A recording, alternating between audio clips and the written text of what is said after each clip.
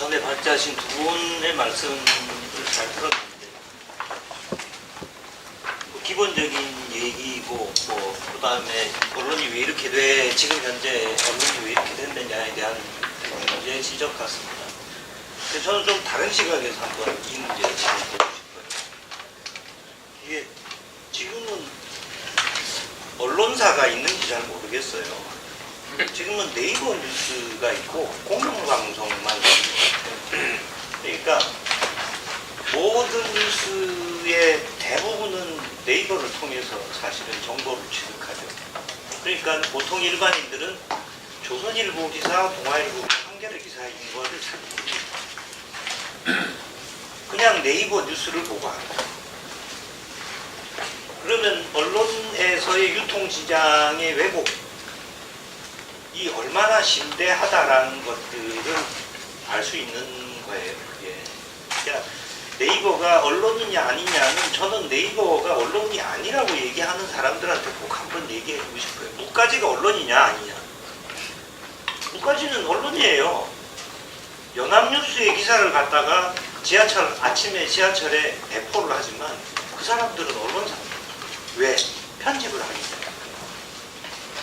편집이라는 게 네이버 뉴스 전면에 어떤 기사를 올리고 물론 제목 수정 부분과 관련해서는 처음에는 제목 수정을 했지만 그 뒤에 문제제기가 있으면서 제목에 손을 안 대긴 합니다. 하지만 뉴스의 배치나 이런 부분들이 사람들의 여론 형성에 주는 것들이 굉장히 크기 때문에 신문사의 옛날에 가판 시기의 신문의 승부는 일면에 무슨 일면 좌톱을 무슨 기사로 놓느냐에서 그게 신문 판매하고 직접적인 연결이 됐었고 영향이 됐었고 그 다음에 제목을 어떻게 뽑느냐 의제를 어떻게 뽑느냐가 중요하듯이 신문에 있어서의 편집은 그만큼 중요한 겁니다.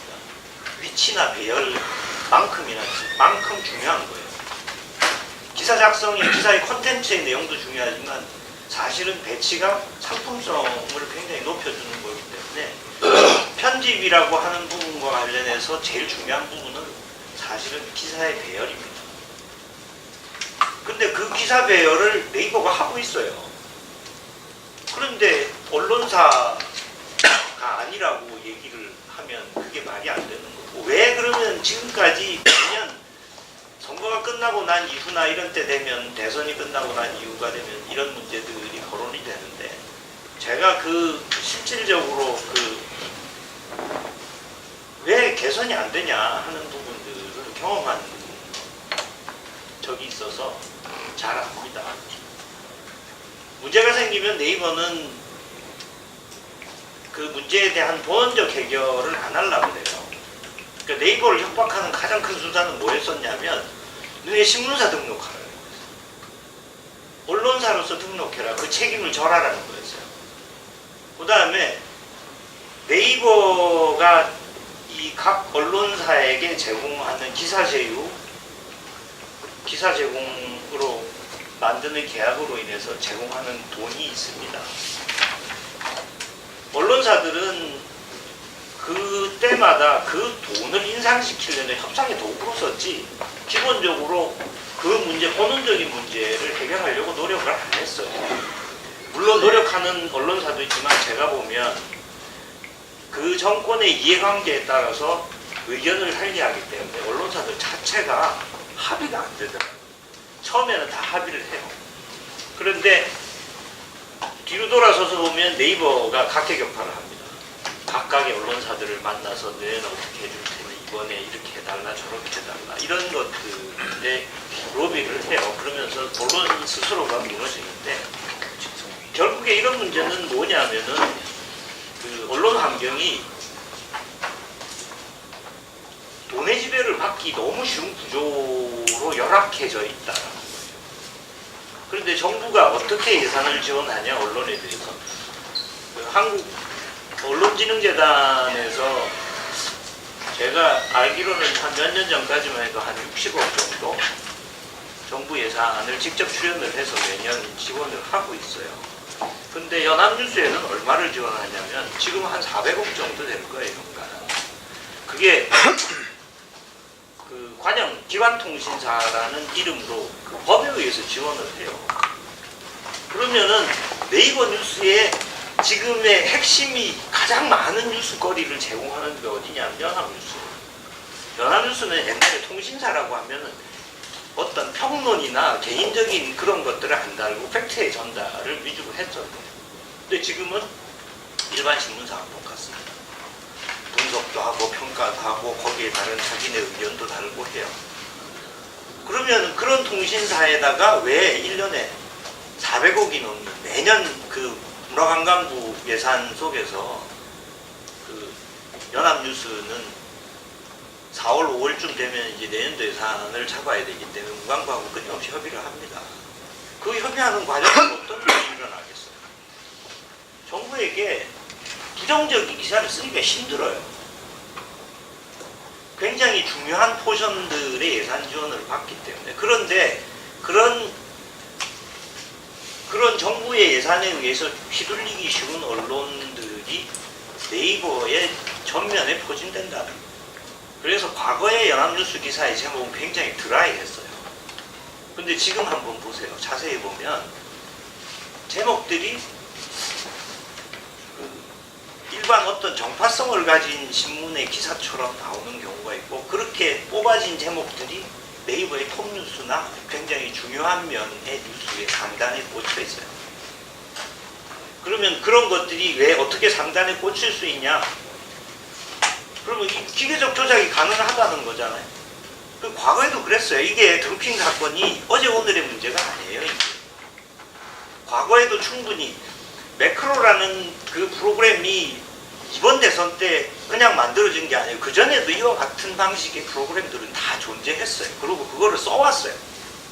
써왔고, 그 다음에 지금처럼 이 어떤 조직화되진 않았지만 나름대로 자원봉사자나 어떤 조직을 통해서 대선 때 선거되는 그런 사람들이 활동을 했어요. 아이엠 피터라는 민주당 쪽에 굉장히 유명한 그 선거판에서의 메시지를 생산하는 사람이 있어요. 제가 지지난 대선 때 그 빅데이터 분석을 한 3달간 해봤거든요. 그래서 떠오르는 그런 데이터를 보면서 얘네들이 지금 굉장히 잘하고 있다.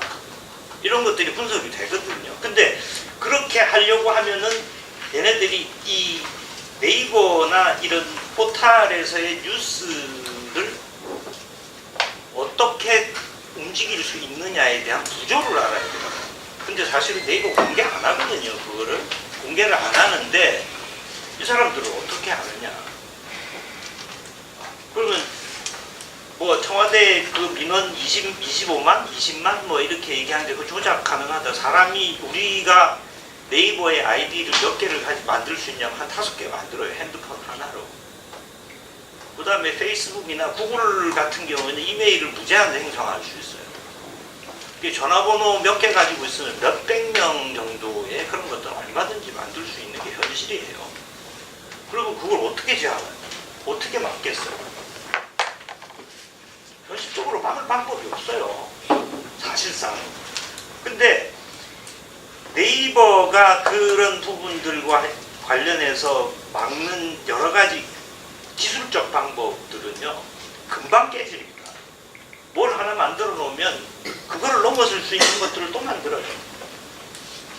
그렇기 때문에 사실은 이런 것들을 제어하는 게 사실상 어렵다라고 봐요.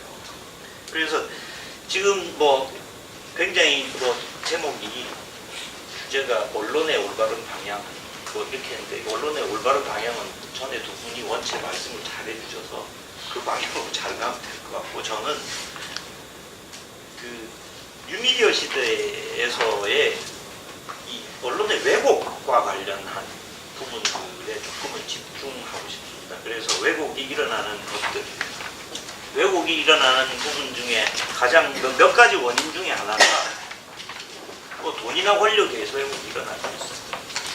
그 다음에 두 번째는 스스로 굴복하는 겁니다. 이게 예측 복종이라는 건데, 굉장히 강력한 어떤 힘에 의해서 언론 스스로 알아서 기는 거예요. 왜? 알아서 기면 뭐 자기는 죽지 않고 살 거니까. 이 예측 복종이 언론사에서부터 일어나기 시작하면 공포 정치가 시작되는 겁니다. 밑도 끝도 없는 어마어마한 일들이 생겨요. 근데 제가 보기에는 예측 복종하는 언론사들이 생기고 있어요, 지금. 그래서 그게 지금 현재 가장 큰 문제라고 보고, 그 다음에 언론의 왜곡 문제는 사실은 네이버를 그냥 언론사로 등록시키면 돼요. 그 다음에 링크 방식을 구글링 방식으로 돌리면 돼요. 아웃링크 방식으로 돌리면 배열이라는 거를 손을 못 대게 돼요. 그 다음에 검색에서의 검색어 순위 가지고 장난치는 부분들을 제도적으로 막으면 돼요.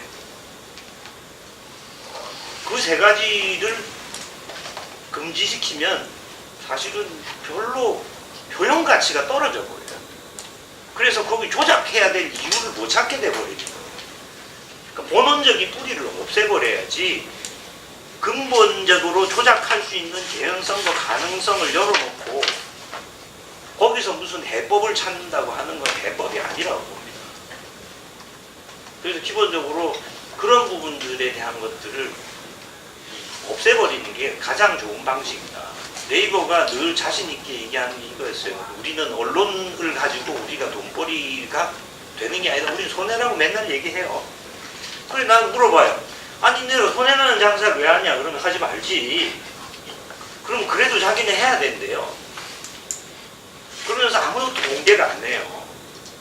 그러니까 최소한 국회에서는 네이버와 관련해서 그런 부분들에 대한 본원적인 문제, 왜냐하면 이게 사실은 유통시장이 80%, 뉴스 유통시장이 80%를 장악하고 있는 포털 사이트인데 이 포털 사이트에 대한 왜곡 구조, 이게 공정거래로 따지면 공정거래가 아닌 거예요, 이게.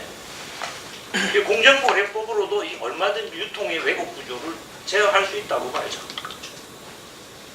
그렇기 때문에 법률가들과 뭐 여러 가지로 합의해서 국회에서 이 문제를 개선하는 게 가장 큰 과제라고 봐요. 저는 그 문제가 개선이, 네이버 문제가, 포털 문제가 개선이 되면 다른 문제들은 자동적으로 소멸이 됩니다.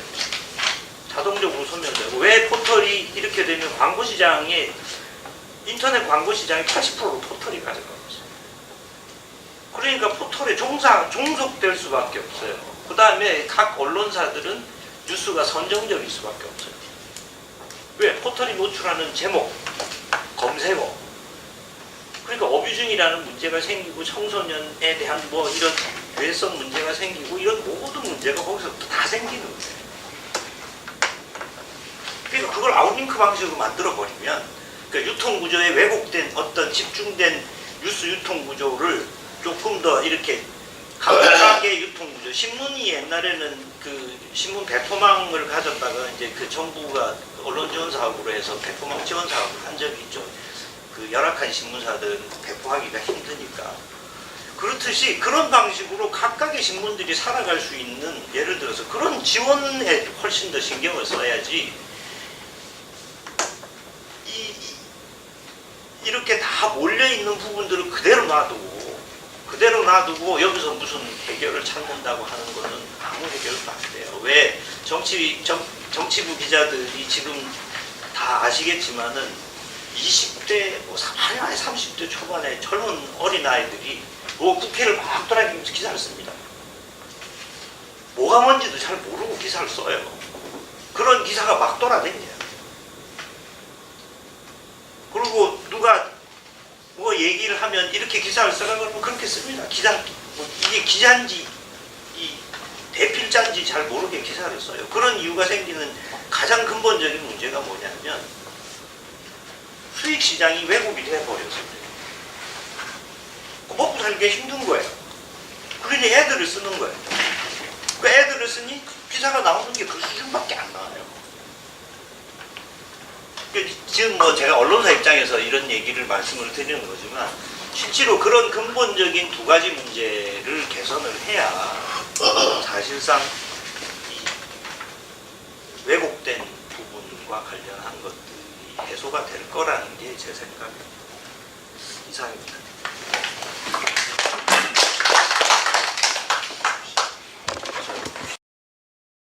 국장님께서 이렇게 정치적인 차원에서 잘 짚어주셔서 그 부분에서 굉장히 공감하고요. 앞서 발표했던 여러 좋은 의견 중에서 제가 좀 느낀 거는 지금 제목이 뭐 자유민주주의와 언론의 역할 이렇게 있는데 지금 한국 사회에서 지식인을 비롯해서 언론 종사자들 대다수의 국민들이 자유민주주의와 그냥 민주주의, 자유민주주의 이걸 다 같은 걸로 생각을 하는 사람들이 너무 많다고 생각합니다. 그래서 지금 아까 언론이 회귀화되고 그다음에 지배자 피지배와 동일성 있고 이런 것들에 대해서 그런 거에 대해서 문제의식을 느끼지 못하는 언론인들이 상당히 있을 거라고 생각해요. 특히 젊은 사람들 중에서는. 그러니까 이게 지금 자유민주주의가 그냥 민주주의 또는 인민민주주의, 민주주의는 여러 가지 형태가 있을 텐데 그거하고 달라지는 기본적인 어떤 요소들이 뭐고 차별점이 뭐라고 하는 거에 대해서 생각이 없는 분들이 상당히 있다. 그래서 자기들이 지금 하는 행동이 자기가 지향하는 건 서구식 어떤 민주주의 사회를 지향을 함에도 불구하고 자기의 행위는 그걸 파기하고 있는 행위를 하고 있다고 하는 것에 대한 어떤 인식이 없는 경우가 저는 상당히 있다고 생각합니다. 그리고 아까 우리 지 교수님 지금 안 계신데 해서 여쭤보고 싶었는데 언론의 자유를 제한하는 중에서 명백하고 단순한 위험 이거에 관해서 이제 미국 판례가 왔다 갔다 하면서 지금은 그걸 굉장히 많이 보호를 하고 있는데 독일의 경우에 나치를 칭찬하면은 소독 체제를 위협할 수준의 현실적 위험이 있냐 없냐를 불문하고 처벌하죠. 처벌하는 걸로 저는 알고 있습니다. 그게 우리나라처럼 국가의 기본적인 질서를 위협할 현실적인 위험을 초래해. 요즘 우리나라는 굉장히 그걸 엄격하게 보기 때문에 예를 들어서 김일성 주체사상에 관한 책을 집에 이만큼 갖다 놓고 온라인에다가 그걸 막 글을 올리는 사람이 잡혔는데 그걸 무죄 났어요. 법정에서 그냥 난 이거 연구하기 위해서 이렇게 했다. 연구하는 사람이 온라인에다 막 댓글 쓰진 않을 텐데 그 무죄 써버렸습니다. 그러니까 그런 정도의 어떤 현실적인 활동을 하는 데 대해서 우리나라는 무죄를 쓰고 있는데 지금 북한 체제에 대해서는 하여튼 유엔에서 인권 결의안을 여러 차례 하면서 전체주의 체제라고 한나 아렌트를 비롯한 국제적인 정치학자들이 말한 히틀러, 스탈린 유의 전체주의 체제라고 규정을 했는데 거기에 대해서 동조하거나 찬양하거나 하는 글을 써도 지금 우리나라는 명백하고 현존한 의미가 없다 해서 그를 무죄로 합니다. 근데 그러면 독일은 왜 그렇게 할까? 그게 저는 아까도 이야기했지만은 자유민주주의 그리고 민주주의, 인민민주주의 이런 거에 대한 개념 구별이 국민들을 비롯해서 판사들도 없는 거예요. 판사들도 그런 어떤 거에 대해서 심각하게 고민을 안 해봤고 오히려 학창시절 저희들의 학창시절에는 이제 중국의 불공별부터 시작해가지고 모택동에 관한 아주 좋은 책들을 많이 읽으면서 그거를 좋다고 생각을 했기 때문에 그리고 지금 좌익에서 지금 돌아가셨지만 이영희 기자가 굉장히 언론에서 굉장히 존경을 받지 않습니까? 그분이 그렇게 모택동을 칭찬했는데 나중에 보면 아닌 거에 대해서도 그게 대해서 지금 젊은 사람들은 모택동 그러면 몰라요. 무슨 사람이 10대들한테 이야기하면 그런 사람이 사실 잘 모릅니다. 그러니까 그런 것들에 어떤 사회 전반적인 그런 문제점이 기본적으로 깔려있기 때문에 이 언론의 문제는 국장님 말씀대로 거시적으로 그렇게 하는 것도 있지만은 이제 하나하나 또는 문화 이런 측면에서도 접근하는 게 더 필요하다고 생각합니다. 저는 개인적으로 좀 잘 겪었던 걸 위주로 해서 언론 조작 보도를 겪었던 거에 좀 사례를 들겠습니다. 우리나라는 게 말씀드렸지만 지금은 언론 자유를 굉장히 법원의 경우에 이제 확대하고 보호해주는 광범위한 보호를 하고 그게 굉장히 점점 더 늘어나고 있습니다. 늘어나고 있고 검찰은 언론사를 기소하거나 기자들을 갖다 기소하거나 언론사 간부를 기소하는 경우가 거의 없습니다. 제가 좀 이따 얘기했지만 심지어는 진짜 이거를 어떻게 무혐의하지 하는 것까지도 무혐의를 합니다. 여기 제가 예를 것 중에서 2005년에 노무현 정권 시절에 그 권양숙 여사의 학력을 가지고 한번 보도가 난 적이 있어요. 신양균의 사실은 그래가지고 거기서 이제 집회자가 물론 노무현 대통령에 대한 반대 성향의 사람인데 집회 사회를 보면서 그때 권양숙 여사의 학력에 대해서 누가 비아냥되니까 말을 하면서 한호 없이 했다가 그러면 안 되죠라고 했습니다.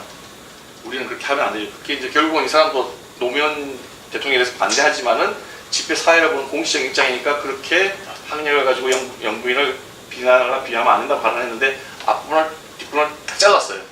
딱 잘라서 이 사람은 영부인의 학력을 비하했다 이런 식으로 보도를 했습니다. 그리고 그 사람 집, 가정, 뭐 가정전화, 핸드폰, 와이프 전화, 애들 전화 불통이 났어요. 한 달 반 동안 그냥 학교도 못 가고 완전히 난리가 났습니다. 그거 영상을 딱 보고 그 집회 현장에 촬영한 영상에 두 개를 딱 갖다 주면은 의도적으로 편집해서 바른자 의사하고 반대로 한 거잖아요.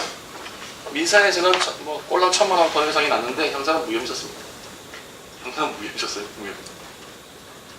그리고 문창극 씨 2014년에 한 번 했었죠. 그러니까 보도 같은 경우에도 교회에서 할 때 선교사 발언을 인용을 했습니다. 비숍 선교사라는 사람 선교사 발언을 인용을 했는데 그 비숍 선교사가 이렇게 부산에서 쭉 해가지고 우리나라 저 북단까지 가서 외주까지 갔는데 그 국내 어디 강원도 어디 갔을 때 보니까 아전이 700명 그리고 게으르고 일 안 하고 보니까 이제 그러다가 이제 연해주 가니까 잘 산단 말이에요. 그래서 저는 결론은 조선민족이 희망이 있는데 워낙 지배층이 착취를 해대고 괴롭히니까 일하면 두들겨 맞으니까 오히려 안 한다 이렇게 보도를 글을 썼고 문창극 씨도 그렇게 강연을 했어요. 그런데 KBS 쪽에서는 KBS는 이제 식민지배가 그 이야기하는 거고 제가 또 문제 삼는 거는 이제 그 동아일보의 모 국장님 그리고 정치평론가라고 하는 분 그분이 방송에 나와서 비숍 여사는 이렇게 연해주에서 조선인들은 굉장히 근면하고 청결하고 부지런하고 희망이 있는 민족이라고 이야기했는데 그 부분은 강연에서 쏙 빼고 교인들을 상대로 해가지고 조선민족은 더럽고 게으르고 이게 DNA에 박힌 민족이다 라고 강연을 했다. 방송에 그렇게 나와서 방송을 했어요. 그래서 어느 시민단체랑 시민이 고발을 했습니다. 형사고발을. 녹음 그 동영상 딱 채증을 해가지고 고발을 했어요. 검찰 무혐의 있었습니다. 그러니까 이게 한국 사회가 그렇게 된 거에는 언론인들이 뭐 아까 말씀하신 큰그 수도 있지만 기본적으로는 저널리스트로서의 기본적인 양식이라든지 자질이라든지 이런 것들이 거의 지금 없다. 그런 생각을 좀 많이 하고 뭐 2016년 박근혜 대통령 탄핵 사례를 보면 조선일보가 한번 25개 오보사례가 쭉 났는데 보면은 뭐 명백한 의도성을 엿보이는 거 단순한 실수해서 뭐 제가 한 9개만 예를 들지만 25개 쭉 보면 전부 다 기가 찬 내용들이 많습니다. 그리고 지금 안 계시지만 우리 나경원 의원이 전 박원순 서울시장하고 할 때도 그 딸 그 미용실 가지고도 거의 뭐 그거는 뭐 의도성이 보이죠. 저는 의도성이 보인다고 생각합니다. 그러면 이렇게 직접적으로 누락하거나 없는 사실을 붙여서만 하는 게 이게 조작이냐? 저는 그렇지 않다고 생각합니다. 어떤 거냐면 보도 가치가 있는 걸 빼버리는 경우도 있어요. 보도 가치가 있는 걸 빼버림으로써 사실상 여론에 영향을 줘가지고 어떤 민주 시민 사회에서 이렇게 이슈가 될 만한 글을 공론장에 안 넣음으로써 하는 것도 있습니다. 제가 직접 제가 하는 사건이어서 이렇게 말하기 조금 그렇지만은 지금 양승우라는 사람 의사가 2014년 지방선거 때 박원순 시장 아들 거를 문제 삼아가지고 발언을 했어요. 그 재판 지금 여러분들 다 관심도 없으시지만 2심 재판 지금 진행 중입니다. 2심 재판 진행 중인데 아직도 진행 중입니다. 심지어는 2심에서는 박원순 시장 아들 박주신 군의 영국에 있다고 그러는데 송달이 됐어요. 증인으로 나오라고. 안 나옵니다. 1심에서는 뭐 아버지가 아들 주소도 모른다고 법원에 이야기해가지고 송달도 못했는데 서울시장 공간으로 송달했는데 그냥 법원에서는 뭐 본인한테 간 게 아니니까 그게 넘어갔어요. 2심에서는 다행히 송달을 받았습니다. 안 나와요. 여기 제가 썼으면 재밌는 게 있습니다. 그 1심 판결은 앞으로 이 사건이 뭐 5년 내에 끝날지 앞으로도 한 2, 3년이 더 걸릴지 앞으로 5년이 걸지는 잘 모르겠지만 언젠가는 지금은 재판 기록이 다 디지털화되고 있으니까 다 언젠가는 공개가 되고 뭐 백서가 나오고 밝혀지겠지만은 피고인들이 1심에서 1심 공판기일 두 번째 기일날 이렇게 이야기했습니다. 채널A가 방송을 했는데 그 유리문으로 서울시 직원 2명과 어떤 청년 1명이 들어왔습니다. 그거를 박주신이라고 서울시 측과 검찰을 그렇게 주장을 해요. 근데 엄상혁 변호사라고 박원순 시장님하고 친한 분이 증인으로 나와가지고 서울시 직원들이 박주신이 기자들이 많이 오면 귀찮으니까 MRI실 뒷봉도 일반인들이 안 다니는 통로로 데려오겠습니다. 이렇게 이야기를 하고 좀 있다 보니까 사람업계 하나 반 정도의 작은 통로로 서울시 보좌관이 박주신 데려온 걸 봤습니다. 이렇게 법정에서 증언을 했어요. 그거 보도한 언론사 아무도 없습니다. 그래서 재판장에서 채널A에서 나온 거는 사람이 한 3명이 문을 다 열면, 양쪽 문을 다 열면 사람 3 내지 4시 동시에 들어갈 수 있을 정도로 넓은 문입니다. 엄선교에서 사람업계 하나 반다고 이야기했거든요. 그거를 듣고 저희는 첫 길에 채널A에 나온 건 가짜, 피고인들은 뒤에서 들어온 게 진짜라고 이야기를 했기 때문에 모험을 걸고 발언을 했는데 그게 이제 엄선교사 발언이 뒷받침이 되니까 저희는 굉장히 좋았는데 검사가 놀라가지고 법정에서 틀었어요, 동영상을. 엄변한테 보여주고 저 문 아니냐? 아니다. 저렇게 넓은 게 아니고 사람밖에 하나 반이다. 그러니까 그때부터 놀라가지고 재판장이 묻고 주심판사가 묻고 변호사가 묻고 한 바퀴 더 돌아서 검사가 묻고 변호사가 묻고 재판장이 묻고 7번 물었어요. 7번. 6번인가 7번 물었어요. 일관되게 이야기했습니다. 근데 판결문은 어떻게 나왔냐? 판결문 다 더 웃기는 얘기인데 그건 뭐 그러니까 이런 것 같은 경우에도 사실은 보도 가치는 분명히 있다고 생각하는데 보도 안 하는 거죠. 그러니까 그러면서 당연히 이 올바른 어떤 시민사회라고 하면은 그 천만 수도 서울의 어떤 시장에 관한 이야기니까 논의가 돼야 되는데 안 하는 겁니다. 여기 또 안 썼지만은 여러분들 다 사랑니 나신 분들 안 나신 분도 있을 텐데 사랑니라고 하는 게 보통 한 20살 전후에서 납니다. 그리고 이빨이 썩어가지고 신경치료가 할 정도가 되려면 썩기 시작해서 한 6, 7년 걸립니다. 신경이 다 썩어 들어가려면. 그거를 지나서 이빨 뿌리하고 치조골까지 썩으려면은 적어도 6년, 7년 걸립니다. 근데 20세 6개월에 찍었다고 하는 치아 사진을 보면은 사랑니가 다 났을 뿐만 아니라 완전히 썩어가지고 치아 머리가 없고 신경이 다 썩고 이빨 뿌리하고 붙은 치조골이 썩었어요. 그거를 20세 6개월짜리의 치아 엑스레이 사진이라고 이야기를 하는 겁니다. 그거를 그러니까 법원에서 이제 우리가 그런 증언을 하니까 법원 판결이 그게 진짜냐 아니냐를 판단한 방법이 두 가지가 있는데 하나는 의학적인 증거를 보는 게 있고 하나는 대리 촬영이나 사진 바꿔치기 하는 방법이 있는데 자기들은 후자를 하겠다고 해놓고 피고인들한테 검사 입장이 돼가지고 범행 방법을 다 입증해라 아니면 유죄다 이렇게 쓴 거예요. 그런 것들에서도 예를 들어서 언론이 관심을 가지고 보도를 하면은 뭐 이게 공론회장에 나와서 논의가 될 텐데 안 하는 거죠. 그러니까 이게 제가 하나 예를 들지만은 보도 가치가 있는 것 당연히 시민사회에서 어떤 중요 이슈라든지 뭐 중요한 인물에 대한 어떤 에 관해서 보도 안 하는 것도 조작일 수 있다. 근데 이렇게 이런 어떤 언론 보도 조작하는 원인이 뭐냐? 아까 우리 국장님 큰 그림에서 말씀하신 국장님 좀 디테일하게 좀 미시적으로 보면 기자들이 저널리스트로서 어떤 보도를 할 때 사실을 왜곡하거나 빠뜨리거나 가미함으로써 이게 보도가 아니라 어떤 정파의 선전 도구화가 될 수 있다고 하는 것에 대한 인식이 별로 없습니다. 그런 게 별로 없어요. 그러니까 뭐 미국에서도 트럼프가 잉어밥 준다고 하는 그거 가지고 무리하다는 식으로 조작을 하기도 하고 우리나라도 세월호 사건 때 그 해수부 장관인가요? 라면 먹는 거 앞부분에 다른 정당의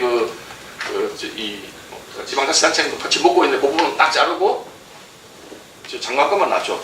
그런 식으로 이제 편집을 하는데 그게 대해서 자기가 어떤 저널리스트로서 그게 양식이 없는 거죠. 그리고 두 번째는 그 기자가 어떤 저널리스트 사실을 보도하는 것보다는 자기 기자 개인 또는 자기가 속한 기관의 어떤 사실상의 정치적, 사회적 영향력 확대 그거에 더 가치를 두고 있는 게 아닌가 저는 그런 생각을 좀 합니다. 아까 그 저널리스트로서 양식이 없다고 하는 거에 대해서는 대한민국 내가 기자들에 대해서 절망하는 중에 하나가 문창 보도를 한 기자에 대해서 그해 기자협회에서 상을 줬어요. 그래서 내가 기자협회 그 심사한 분한테 물어봤습니다. 심사하시면서 그 1시간 한 5분 되는 동영상 한번 강연 동영상 봤습니까? 안 봤대요. 그러니까 그런 것도 좀 문제가 있고 그 다음에 우리나라는 지금 민양사상 그 잘못된 아까 말씀드렸지만은 완전히 흑을 백이라고 하는 보도 그런 거에 대해서 배상 금액이 너무 작습니다. 500만 원, 1000만 원. 그러니까 그거 가지고 광고를 올리고 할 것 같으면 자기들 입장에서는, 언론사 입장에서는 보도하는 게 남는 장사죠. 그리고 또 하나 지금 이렇게 말씀드리신 마지막으로 이게 정당이 이렇게 뭐 좌익과 우익 어느 사회나 다 있으니까 그거 뭐 오해하지 마십시오. 어느 사회나 좌익과 우익 정당 다 있습니다. 근데 좌익 정당은 기본적으로 정치를 하는 어떤 방법이 체계적이고 조직적이고 시민사회라든지 단체를 동원하는 것을 기본으로 합니다. 근데 우리나라 우익 정당은 맥망가 정당이 돼가지고 주변에 외곽 시민단체라고 하는 게 없어요. 그러다 보니까 어떤 이런 문제가 생겼을 때 끈질기게 그걸 시정하려고 하는 노력이 없습니다. 그러다 보면은 제가 이제 법원이나 요즘 법원 판사들도 이제 지금보다 한 5년 있으면 더 놀라실 텐데 판사들이 자기가 정의롭다고 생각하면서 약간 이제 점점 좌편향돼가는 그런 경향을 보입니다. 앞으로 한 5년 있으면 판결들 놀라운 판결도 많이 나올 겁니다. 그러니까 그런 것들에 대해서는 우익 정당이 우익의 가치를 주장하면서 투쟁을 하고 우익 시민사회하고 그 시민단체랑 교류를 하면서 거기서 인력들을 충원을 하고 그런 것들이 했는데 그게 지금 거의 없어요.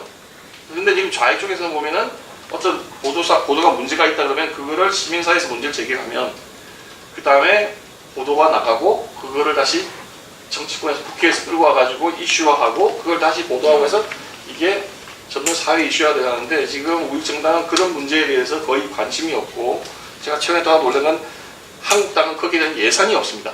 전에 들은 바로는 예산이 그런 업무를 담당하는 사람도 없고 예산도 없다거든요. 그러니까 지금 언론을 고쳐야 되나 아까 크게 보면 네이버라는 포털의 왜곡도 고쳐야 되지만 이런 미시적인 부분에 대해서 관심을 두고 정당 쪽에서도 그런 걸 좀 관심을 둬야 되고 시민사회도 이제 그런 문제에 대해서 혼자의 힘으로 하면 잘 안 되니까 개인의 혼자의 힘으로 잘 안 되니까 그거에 어떤 네트워크를 갖춰야 된다. 그 말씀을 좀 드리고 싶습니다. 네, 수고했습니다. 차 변호사님이 개인적인 경험을 바탕으로 해서 말씀을 했는데 굉장히 중요한 이야기를 지금 해주시는 것 같아요. 조작의 정의가 하나는 왜곡이고